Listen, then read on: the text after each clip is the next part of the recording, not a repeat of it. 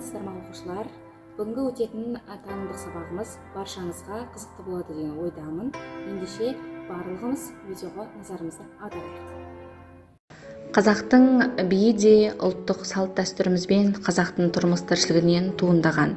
Өмірден алған әсеріңізден, қуанышыңыздан, қайғы күйінішіңізден ән немесе өлең жыр тумай ма? Би де сол сияқты. Қазақ биі ұлттық дәстүрді, салтты танытатын өнердің төресі десек артық айтқандығымыз емес. Сайып келгенде, қазақ биінің арқауы халықтың жан дүниесі. Міне, осының бәрі кез келген бидің құрылымынан, болмысынан, ұлттық қасиетті айшықтайтын көрініс тауып жататынына күмәніміз жоқ. Би үлкен ойдан туады, ал билейтін адам өмірдің нәзік иірімдерін терең түсінетін ойшыл жан болуы керек. Осынау би әлемінде өзіндік қолтаңбасы ерекше Қазақстан Республикасының еңбек сіңірген қайраткері Шұғыла Сапарғалиқызы жөнінде бүгінгі сабағымыз өрбімек. Шұғыла Сапарғалиқызы Қытай Қазақ Республикасы Іле Қазақ автономиялық облысының орталығы Қожа қаласында дүниеге келген. Биге икемдігін байқаған ата-анасы 9 жасында би мектебіне берген. Бишілік қабілеті таныла бастаған кезде Бейжіңдегі Ұлттар университетінің би факультетіне оқуға түскен.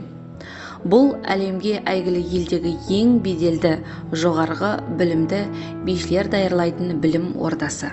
Шұғыла Сапарғалиқызы оқып жүргенінде бидің қыр-сырын терең әрі шебер меңгерген небір білікті де білгір профессорлар, ғылым докторлар мен академиктерден тәлім алып шыңдалған. Оқуын үздік аяқтап, дүние жүзіне мәшһүр орталық ұлттар ән-би ансамбліне жұмысқа қабылданған.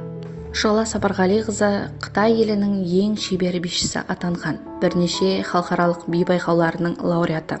1996 жылы Достық қоғамының шақыруымен Алматыға келіп, өнер көрсеткен.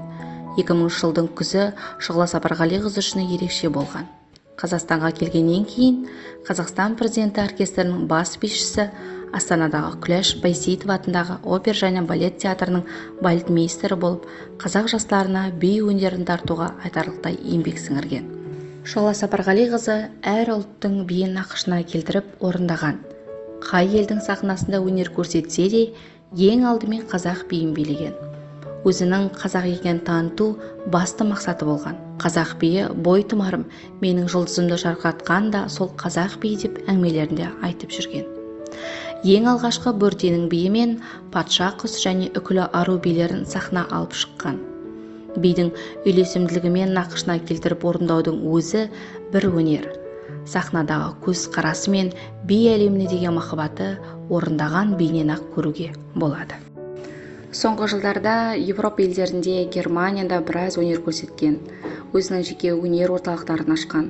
Бұл орталықта би өнерінен басқа да ән, күй, сурет үйірмелері де бар.